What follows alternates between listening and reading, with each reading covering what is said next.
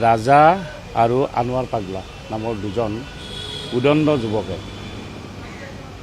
ভূতনাথ এই কিন্নৰ নেহা জেনী আৰু ময়ূৰী ভূতনাথৰ এটা ফ্লেটত থাকে। তাৰ ঘৰত সিহঁত দুয়োজনে মদ খাবলৈ যায় আৰু মদ খাই ঘূৰি অহা অৱস্থাত চিৰিত তলৰ পৰা হৰেশ্বৰ ডেকা মৃতক হৰেশ্বৰ ডেকা আৰু তেওঁৰ বন্ধু চনু চৌধুৰী দুয়োজনে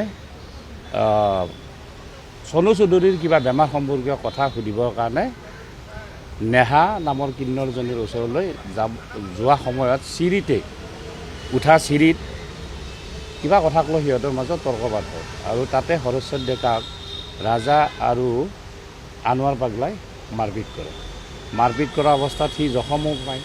তাৰপিছত চাৰিওজনৰ মাজতে কথা বতৰা হোৱাৰ পিছত সিহঁত ফ্লেটৰ তললৈ নামি আহে। নামি অহাৰ পিছত আনোৱাৰ পাগলাই তাৰ ভায়েক চনোৱাৰক ফোনযোগে মাতি আনে, ইয়াত কাজিয়া লাগিছে। আৰু ৰাজাই তাৰ নিজৰ পত্নীক মৰমী বেগমক তালৈ ঘটনাস্থলীলৈ মাতি আনে। ঠিক সেই সময়তে চানোৱাৰে চনু চৌধুৰীক মাৰিবলৈ উদ্যত হওঁতে চনু চৌধুৰী ঘটনাস্থলীৰ পৰাই আঁতৰি যায়। কাৰণ যিহেতু গোটেইকেইজন ল'ৰা মানে হৰেশ্বৰ ডেকাই হওক বা আনোৱাৰ ৰাজাই হওক ইহঁত গোটেইকেইজন সেই অঞ্চলৰে ল'ৰা আৰু চনু চৌধুৰী তাৰ ল'ৰা নাছিলে, সি বা হৰেশ্বৰ ডেকাৰ বন্ধুহে আছিলে। চনু চৌধুৰী আঁতৰি যোৱাৰ পিছত ৰাজা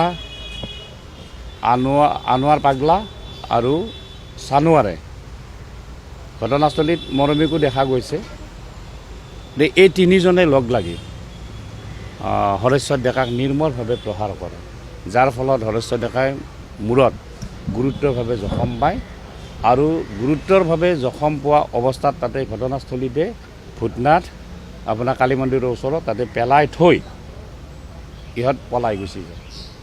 তাৰপিছত পৰিয়ালৰ মানুহক কোনোবাই ফোন কৰি, কাৰণ হৰেশ্বৰ ডেকাক সেই অঞ্চলত চবেই চিনি পায়, হৰেশ্বৰ ডেকাৰ পৰিয়ালৰ মানুহক কোনোবাই খবৰ দিয়াত পৰিয়ালৰ মানুহে আহি তেওঁক গুৰুতৰ জখমী অৱস্থাত GMCHলৈ লৈ যায়। GMCHত যোৱাকালি ৰাতিপুৱা সময়ত তেওঁৰ ডক্তৰে মানে মৃত বুলি ঘোষণা কৰে।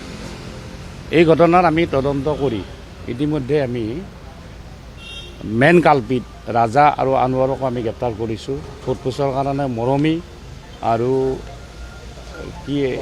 মনোৱাৰকো আনোৱাৰৰ ভায়েক তেওঁকো মানে আমি সোধপোছৰ বাবে আটক কৰিছোঁ। বৰ্তমান এই চানোৱাৰ বোলাজন পলাতক অৱস্থাত আছে। আমি গোটেইখিনি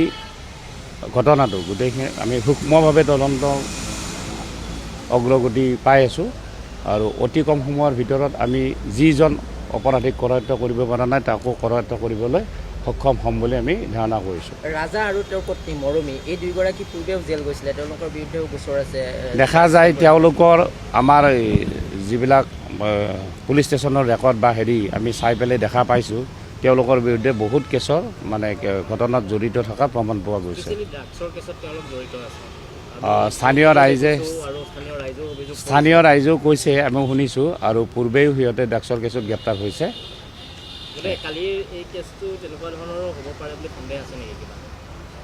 আমি পোৱা তথ্যমতে তেনেকুৱা অৱস্থা হোৱা নাই, হয়তো সিহঁতে ড্ৰাগছ খাই আছিল চাগে। সেইটোতো সেই সময়ত আমি যিহেতু নাছিলোঁ ক'ব নোৱাৰিম, কাৰণ মদাহীয়ে মদ খাই কৰা বুলিয়ে ক'ব, ড্ৰাগছ খোৱা বুলি কৈ পেলাই কৰা বুলি ক'ব। ঘটনা নহয়, ইমান হত্যা এটা কিমান ডাঙৰ গুৰুতৰ অপৰাধ। সেই অপৰাধ কৰিবলৈ সাধাৰণ কথা এটাক লৈ পেলাই এনেকুৱা গুৰুতৰ অপৰাধ কৰাটো কেতিয়াও ক্ষমা নহয়।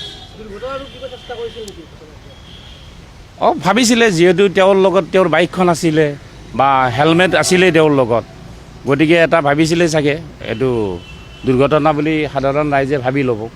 কিন্তু আমি তদন্ত কালত আমি গোটেইখিনি কথা যেতিয়া পোহৰলৈ আহিছে, আমি সূক্ষ্মভাৱে যেতিয়া তদন্ত কাম আৰম্ভ কৰিছোঁ তেতিয়া স্পষ্ট হৈছে এই ঘটনাটো।